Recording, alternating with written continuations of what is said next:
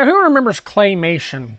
The art of using clay to make animation. Surely, when you hear that, you probably think, ooh, and then your mind goes blank. Gumby, from the 50s, he had a resurgence in the 60s and the 80s. That was claymation. Most of the classic off-brand Christmas movies, those were claymation. In video games, we got things like Trog, and that's all we're going to say about that. Later, we got Clayfighter, Neverhood came out with one or two claymation games for, I believe, PlayStation and PC. But the one I want to talk about right now is Platypus.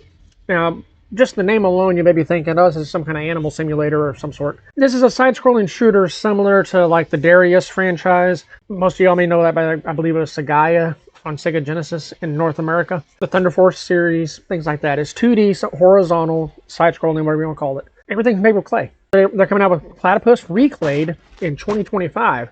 And this looks pretty darn good. I mean, being out of clay, they got a few more options to actually give gamers that core piece, in my opinion, for scrolling shooters. And that is explosions. If things don't explode good, then your side-scrolling shooter, overhead scrolling shooter, whichever, is probably not going to do too well. I mean, if the enemies just flicker off screen, where's the excitement on that?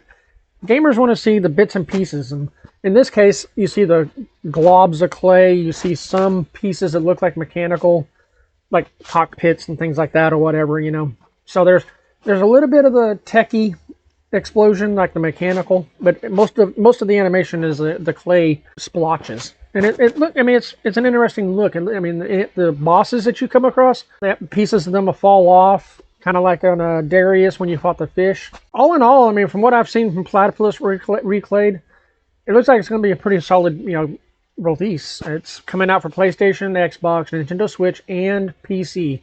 I presume on PC it's going to be on Steam. It might come out on GOG or maybe Epic's Game Store, but I'm pretty sure Steam is a guarantee. Anyhow, if you're a fan of this style of shooter, check it out. It definitely should be on your radar.